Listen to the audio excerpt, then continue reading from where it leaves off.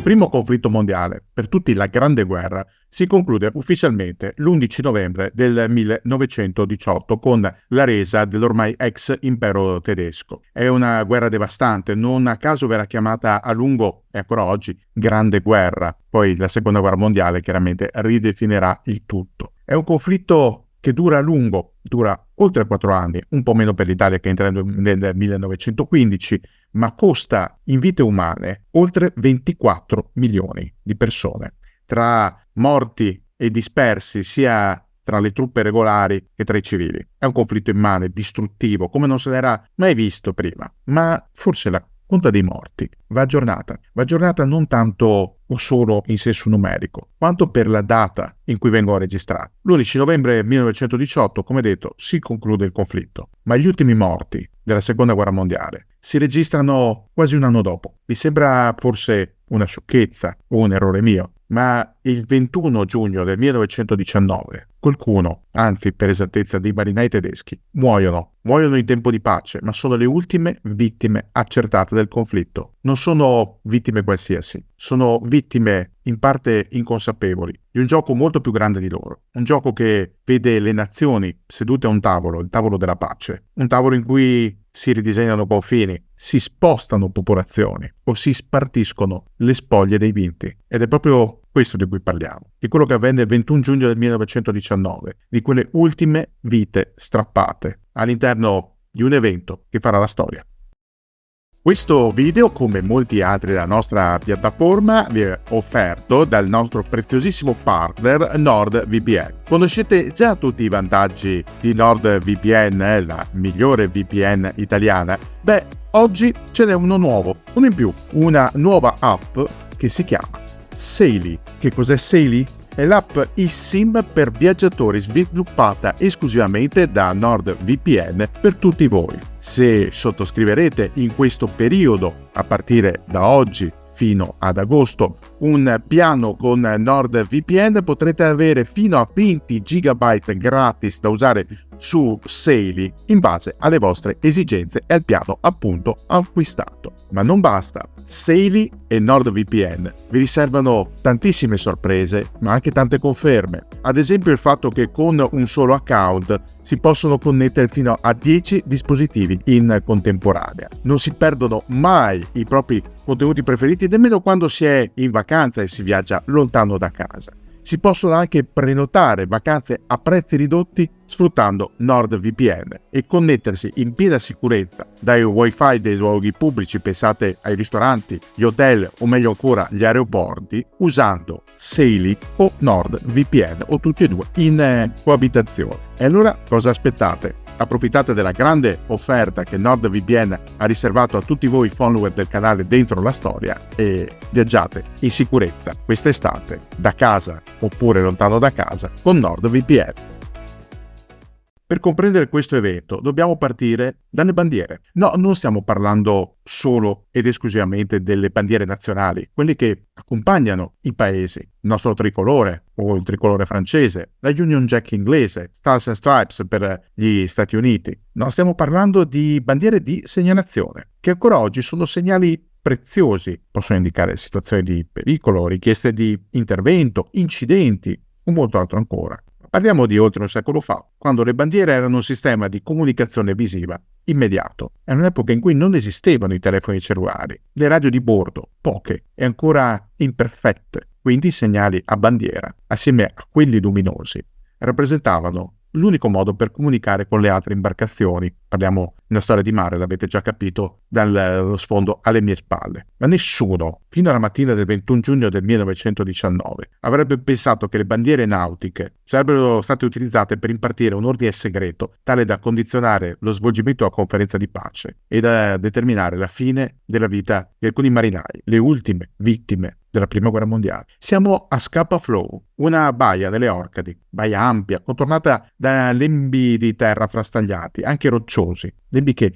precipitano nel mare. È qui che la Royal Navy britannica ha stabilito la base per la Home Fleet, sfruttando la grande disponibilità di approdi con bricole capaci di ospitare un centinaio abbondante di navi di ogni genere e dimensione. A partire dal novembre del 1918, Scapa Flow è divenuta un campo acquatico di internamento per il nervo della possente Hochseeflotte, la ex flotta d'alto mare del Kaiser, che aveva osato sfidare durante la Grande Guerra la supremazia inglese sui mari. In esecuzione alle clausole armistiziali, tutte le navi di superficie più moderne, i sommergibili vengono consegnati altrove, mentre in Germania restano le navi più antiquate, quelle di modesto valore bellico. Diciamo, tutte queste navi devono essere poste in parziale disarmo e internate fino a quando la conferenza di Versailles non sarà conclusa e non si conosceranno le decisioni dei delegati in merito al futuro degli sconfitti. Se è vero che proprio dal personale della Kaiserliche Kriegsmarine sono partiti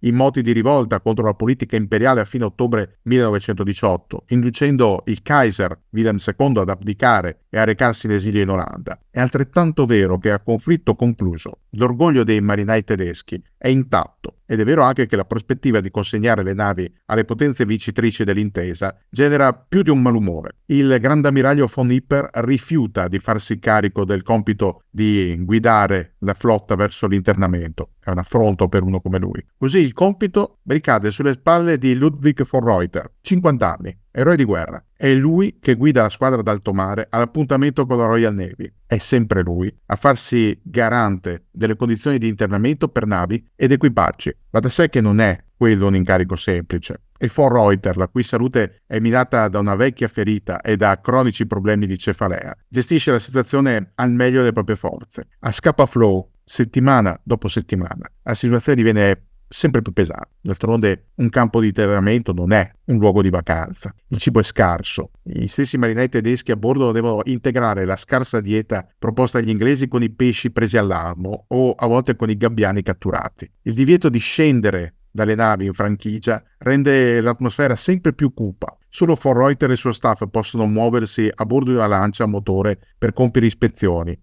che però devono essere sempre preventivate e comunicate agli inglesi di guardia. L'umiliazione di non poter issare la bandiera nazionale inasprisce gli animi, mentre a bordo delle navi alcuni agitatori cominciano a spargere i germi della ribellione, dell'ammutinamento, arrivando a turbare il sonno di von Reuter, i cui nervi sono sempre più tesi, ed è comprensibile. Nel mentre a Versailles si discute sul destino delle navi internate. Francia e Italia, ad esempio, chiedono aliquote di naviglio come riparazioni di guerra. L'Inghilterra invece si oppone, non vuole irrobustire le flotte di due potenze in quel momento alleate, ma che un giorno potrebbero diventare rivali o addirittura nemici. La proposta di smantellamento delle navi a opera degli stessi tedeschi, pur vagliata dai delegati, è respinta a causa delle clausole armistiziali che vietano espressamente la demolizione diretta da parte della nazione sconfitta. E questo vale anche per la ex flotta austro-ungarica, trasferita in maniera,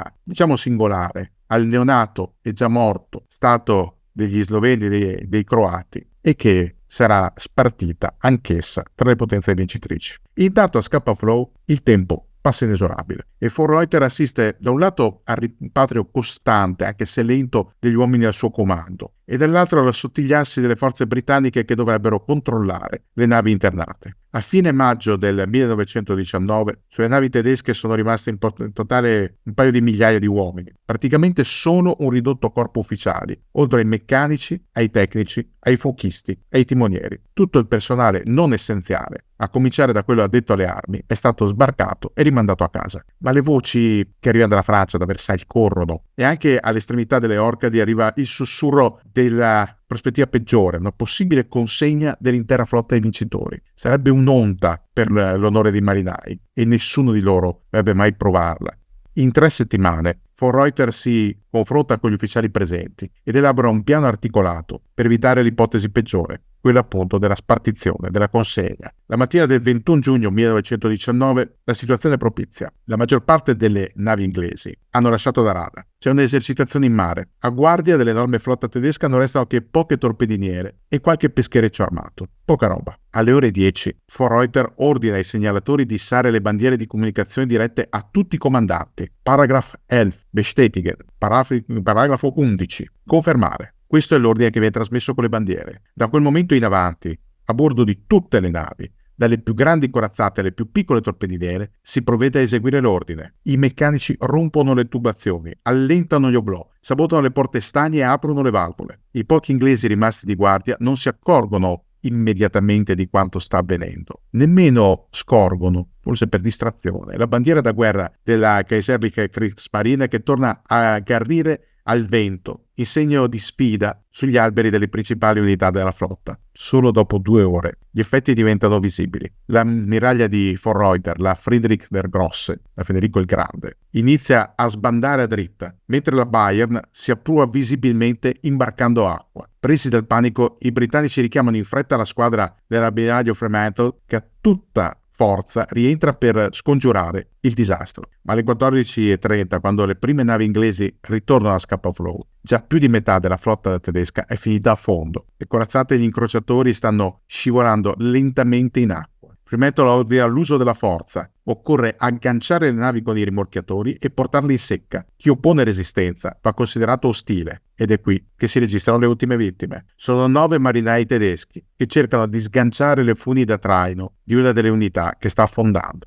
Questi 9 marinai restano uccisi da una scarica di mitraglia che parte dalle navi inglesi. Sono gli ultimi morti della Grande Guerra, morti che vengono registrati parecchi mesi dopo la fine delle ostilità. Di tutta quella imponente Hochseeflotte, orgoglio del Kaiser di von Tirpitz, oltre che uno dei motivi scatenanti della Grande Guerra, si salva poco o nulla. La Baden, gemella della Bayer, viene fatta incagliare, al pari di 3 incrociatori ed un gruppo di cacce torpediniere che non aveva visto il segnale di von Reuter. I marinai tratti in salvo e gli ufficiali, compreso lo stesso von Reuter, vengono trattati non più da cooperanti, ma da prigionieri di guerra e trasferiti in un apposito campo di prigionia a terra. Il gesto di von Reuter genera grande ammirazione in patria e profonda irritazione a Versailles. I delegati decidono dunque di imporre durissime misure alla Germania, proprio in risposta a quello che ritengono essere un atteggiamento di aperta sfida. Forse non lo sanno, anzi quasi sicuramente non lo sanno quei delegati, ma quella loro decisione di rispondere con la forza in maniera brutale all'iniziativa dei marinai tedeschi sarà l'anticamera della crisi degli anni '20 che porterà l'ex impero a imboccare la strada del nazismo. Quel che rimane della flotta tedesca viene ugualmente ripartito fra le nazioni vincitrici, anche se la maggior parte del naviglio viene sfruttato come rottame da riciclare o come bersaglio per le esercitazioni in mare. Le centinaia di migliaia di tonnellate d'acciaio delle navi principali resteranno invece sul fondale di Scapa Flow fino ai primi anni '30, quando verranno ripescate e avviate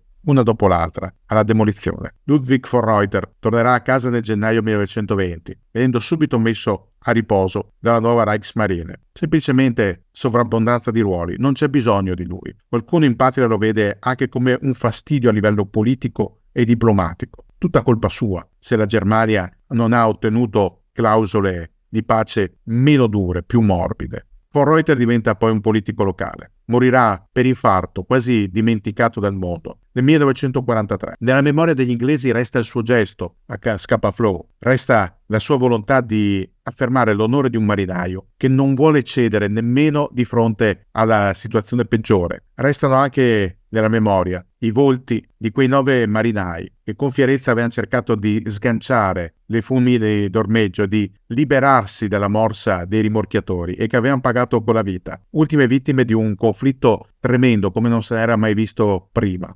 In realtà, di lì a poco, il mondo sprofonderà di nuovo nell'abisso di una guerra ancora più distruttiva, che vedrà ancora più vittime tra i civili, tra le popolazioni inermi, tra gli innocenti. C'è da domandarsi, poteva esserci un'altra via d'uscita? Poteva la flotta d'alto mare tedesca evitare di giungere a quel gesto estremo? Forse sì, ma non è dato sapere. Poteva esserci un'alternativa all'autoaffondamento? Purtroppo no, non aveva altre possibilità d'uscita. L'unica possibilità per i marinai tedeschi di affermare ancora una volta la loro identità e quello che erano stati era garantire che le navi, quelle navi dove avevano trascorso tanto tempo, dove avevano dormito in mezzo all'umidità, al freddo, dove avevano combattuto vedendo i loro amici cadere, dove erano stati a volte quasi soffocati dai fumi delle caldaie o dalla polvere della cordite. Ecco, quelle navi che per loro erano una casa, dovevano essere salvate in qualche modo, ma non consegnate. Per un marinaio perdere la nave, non per affondamento, non per un incidente, ma per consegna a un nemico, è l'affronto peggiore. Senza l'episodio di Scapa Flow, senza quelle navi a fondo, senza quei morti, ci sarebbe stato lo stesso il nazismo in Germania? Forse no. È indubbio che le clausole molto pesanti del Trattato di Versailles. Portarono ai disordini, a una politica sempre più allo sbando, al tentativo di golpe della Burgerbräu-Keller di cui abbiamo già parlato, e poi